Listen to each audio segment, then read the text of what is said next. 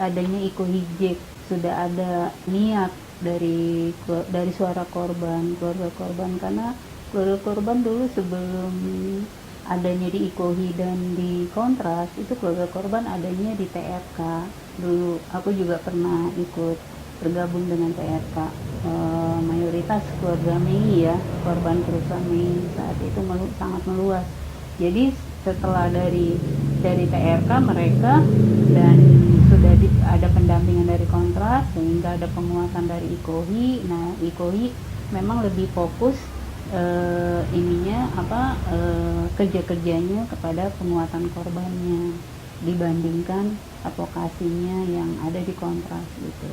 Nah, berangkat dari situlah kita suara-suara korban ini semakin lama dari tahun 98 reformasi hingga berapa tahun kemudian mereka juga mengalami kelelahan, kejenuhan, dan mereka juga tidak hanya memikirkan perjuangan tapi juga mereka memikirkan kehidupan yang real di depan mata mereka. Di situ berangkat dari situ suara-suara korban ingin membangkitkan kembali semangat mereka untuk mencari kehidupan yang lebih, dan tidak, karena perjuangan itu sebetulnya bukan menguras tenaga dan pikiran tapi menguras juga pendapatan mereka, sehingga kebutuhan mereka untuk membayar pendidikan anak dan untuk ini modal mereka terbengkalai untuk pergi ke sana kemari, bukan wirawiri tapi mereka memperjuangkan haknya dari kasus yang mereka alami.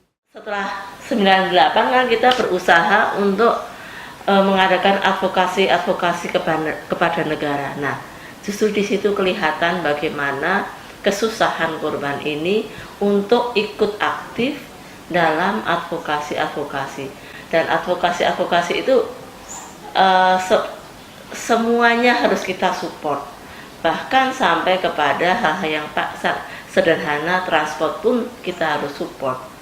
Untuk itu Ilsam bersama dengan Ikohi menggagas sebuah usaha untuk mendukung korban dalam mencari keadilan, yaitu lewat koperasi.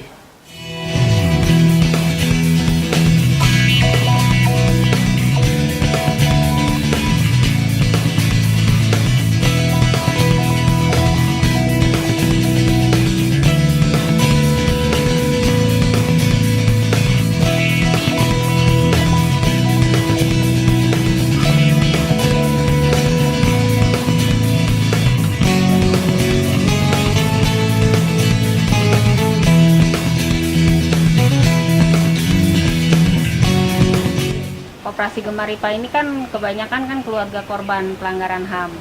Ya kalau buat bantuan sudah pasti membantu sekali, karena saya juga udah sempat pinjam 2 kali ya untuk nambah-nambahin modal di warung, dan itu pun juga bikin kita tuh semangat dalam berdagang, karena kan kita akan mengembalikan.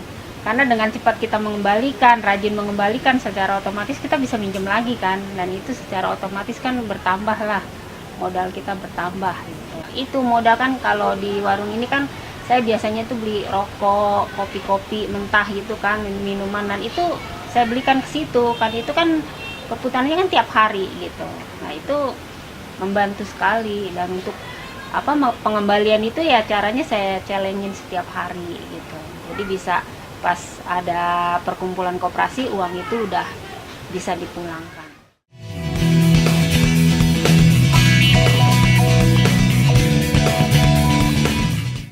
Aku dulu dagang mulai 2003, itu pinjaman dari tim relawan waktu 70.000, modal 70.000. Setelah itu saya dapat nambah sedikit. Pas 2010 saya pernah stop setahun karena uang habis buat makan, buat bekal sekolah. Udah itu terus saya cari pinjaman ke sono ke sini. Aku dapat pinjaman dari orang 400.000, saya modal kembali, karena yang punya rumah itu nyuruh daripada kerja di rumah orang, udah lebih baik dagang lagi seperti kayak dulu. Oh ya nanti bang, saya cari modal. cari modal, ada yang modalin. Kebetulan yang ngasih modal 400.000, saya dapat celengan 300.000. Jadi mulai kembali 2010. Karena saya nyari dagangan begini, untungan 50 perak. Terus nggak lama habis, saya dapat pinjaman dari Ikohi, akhirnya berlanjut gitu. Ya alhamdulillah kita berjalan lancar. Uang pinjaman dari Ikohi sebesar 500, uang koperasi sebesar 500 bermanfaat untuk nambahin dagangan. Tadinya dagangan sedikit jadi penuh gitu. Kita bersyukur alhamdulillah. Tadinya warung sedikit, saya jadi banyak gitu. Ada bantuan koperasi begitu. Satu, bunganya nggak gede, nggak besar, itu kan bantu untuk usaha kecil-kecilan. Nah, itu saya ya ada bermanfaatnya untuk usaha gitu. Yang penting saya setoran bulanan koperasi itu ya satu lancar, keduanya saya nggak punya utang di tempat lain atau di pasar atau di toko-toko mana, saya nggak, cuman hanya di koperasi aja setiap bulan itu.